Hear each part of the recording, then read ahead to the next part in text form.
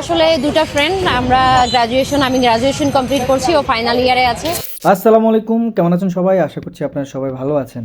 Graduation complete করে দুই বান্ধবী ফুটপাতে চা বিক্রি করছেন। হ্যাঁ, এমনই একটি ভিডিও সোশ্যাল মিডিয়াতে ব্যাপক পরিমাণে ভাইরাল হয়। দর্শক, আজকের এই ভিডিও জুড়ে আপনাদের সঙ্গে আলোচনা করার চেষ্টা করব। আসলে সফলতার জন্য আপনাকে কঠোর পরিশ্রম করতেই হবে, আর এই পরিশ্রমের মাধ্যমেই আপনি সফলতা অর্জন করতে পারবেন। আপনি যদি চিন্তা করেন যে অল্প সময়ের মধ্যে আপনি সফলতা অর্জন করবেন, তাহলে আপনার এই চিন্তাটা একদম ভুল। কখন আপনি কোন পরিশ্রমের ফলে নিজেকে সফলতা অর্জন করতে পেরেছেন, যে সফলতা অর্জন এত সহজ নয়। আপনাকে সফলতা অর্জন করতে হলে কঠোর পরিশ্রম করতে হবে। শিক্ষিত কিন্তু তারা দুজন, দুই বান্ধবী চিন্তা করলেন যে তারা চাকরি তো অবশ্যই তাদের প্রয়োজন আছে। এই চাকরির জন্য তারা যতটুকু সময় ফ্রি পাচ্ছেন, মানে চাকরি খোঁজার, চাকরিটা যখন হয়ে যাবে তখন তারা এই ব্যবসাটা তারা স্টপ করে দেবেন। কিন্তু চাকরি না পাওয়া পর্যন্ত তারা এইভাবেই সিদ্ধান্ত নিয়েছেন যে তারা চা বিক্রি করবেন।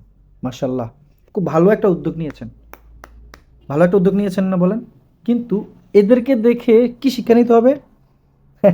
যারা বেকারত্ব বলে টাইম পাস করে বসে আছেন, কাদের পিছনে ব্যাগ ঝুলতে ঝুলতে, চাকরির পিছনে ছুটতে ছুটতে নিজেকে শেষ করে দিচ্ছেন। বেকারত্বকে না বলি, মেয়ে হয়ে সে যদি বেকারত্বকে না বলে, চিন্তা করে দেখেছেন তার যেই মেধাটা তিনি কিভাবে কাজে লাগাচ্ছেন? চাকরি যখন হয়ে যাবে তখন তিনি এটা ছেড়ে দেবে, অসুবিধা নেই। চাকরি হয়ে গেছে বা চাকরি তখন করতে হবে। কিন্তু চাকরি না পাওয়া পর্যন্ত তাদেরকে এইভাবেই তাদের ব্যবসাটা কন্টিনিউ যাওয়ার চিন্তা ভাবনা করছেন তারা, এবং অলরেডি তারা করে দিয়ে সোশ্যাল মিডিয়াতে ভাইরাল হয়েছেন। শিক্ষিত, কি মেসেজ নিয়েছেন আপনারা এখান থেকে? কি শিক্ষা নিয়েছেন? আপনাদেরকে শিক্ষা নিতে হচ্ছে এটা, যে যারা বেকারত্বকে বলেন যে আপনাকে দিয়ে কোনো কিছু হচ্ছে না, তাদেরকে বলবো ওনাদের কাছ থেকে শিক্ষাটা নিয়ে শুরু করে দেন। মানে মানুষকে দেখাতে হবে আপনি ভালো একটা চাকরি করছেন, মানুষকে দেখাতে হবে আপনাকে লাখ লাখ টাকা ইনকাম করতে হবে, অথচ আপনার পকেটে 1 টাকাও নেই। আগে ছোট থেকে উঠেন। ওকে ফাইন, আপনি সুশিক্ষা শিক্ষিত। আরে বুঝলাম তো রে ভাই, আপনি সুশিক্ষা শিক্ষিত তাই বলে বেকারত্ব সময় পার করবেন?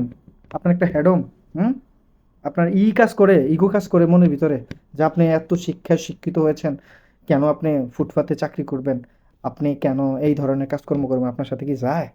এই যে যারা এই সমস্ত চিন্তা ভাবনা করে আছেন না, আপনারা এইভাবে চিন্তা করে ঘরে বসে থাকেন, আর আপনারা সেখান থেকে শিক্ষা নেবেন।